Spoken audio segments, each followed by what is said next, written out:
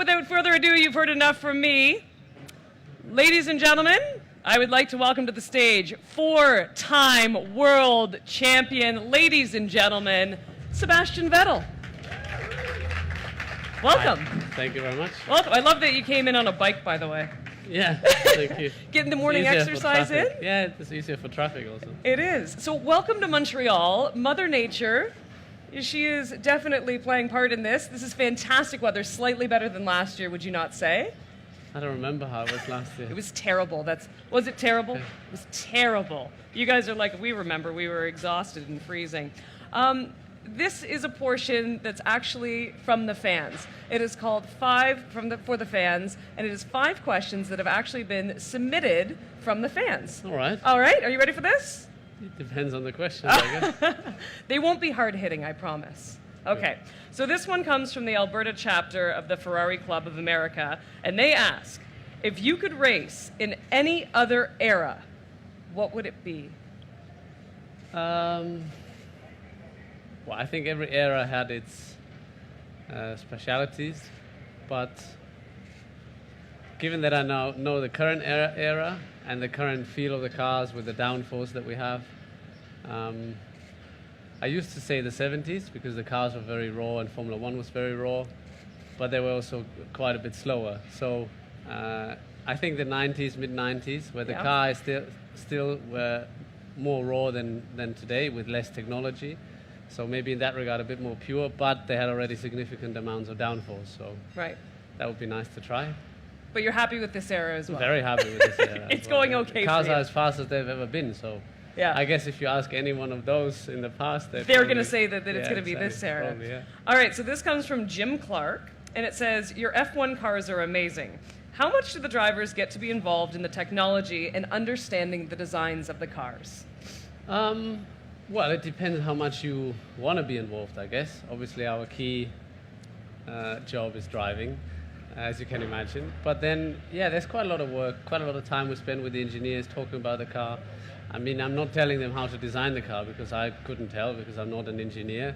I didn't study aerodynamics or vehicle dynamics. But over the years, you get quite a good read, quite a good feeling, and you have obviously the experience of how the car feels on track. So whatever you've tried in the past, whether it was good or bad, whether we should push it more in that direction or less. So I guess as a driver, you are one of the key persons to push the development, not necessarily the shapes and the design, but where the car should head to. All right, moving along, we have Christina Lopes. She asks, do you get nervous when you get inside your car and during the start of the race, or do you just get excited at this point? Well, during practice sessions, I'm not that nervous. But before the race, when I get in the car, I'm nervous, but also excited. So I guess it's a mixture of both. And I guess when you're not nervous anymore before starting the race, then maybe it's time to do something else. Because you don't want to get too comfortable. No, but I think it's a good sign. Race day is something special. So when you wake up, I can feel already a bit of tension, and then it sort of grows up to the run to the Grand Prix. And obviously, when the lights go on, then you know that. Then it's go time. Exactly. Awesome. Alex Hannigan asks, out of all of the circuits you have ever raced, what is your favorite corner? So not track, but corner. Oh, that's difficult because there's so many corners. I was going to say, when I read this one, I'm like, how many are we picking here? Well, I love Suzuka, Japan. Not necessarily one corner of it, but the combination of, let's say, the first sector where you have a lot of S's, fast corners.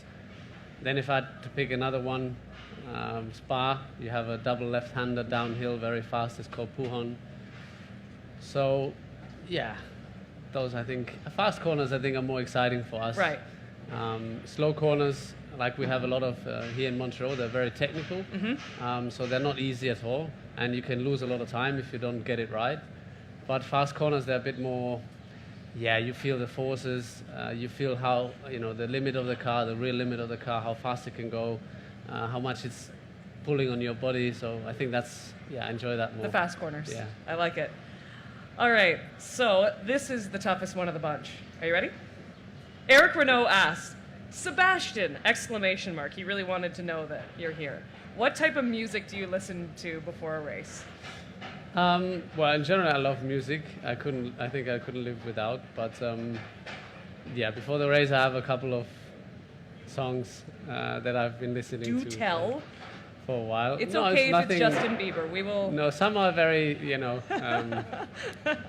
some are very the ones you maybe might suspect, like Eye of the Tiger and stuff like that too. Oh, old school. I like yeah, it. old school. But others is just melodies or rhythms. So yeah. Eye of the Tiger. I dig that. I dig that. Rocky movie. Yeah. Yeah. Who doesn't like a good Rocky movie? All right, so that is all the time we have for Five for the Fans. Thank you to everyone who submitted questions for this. Sebastian for being a great sport. If you are in the Montreal area, by the way, this experience is fantastic. Check out the Crescent Street Grand Prix Festival over the next 3 days.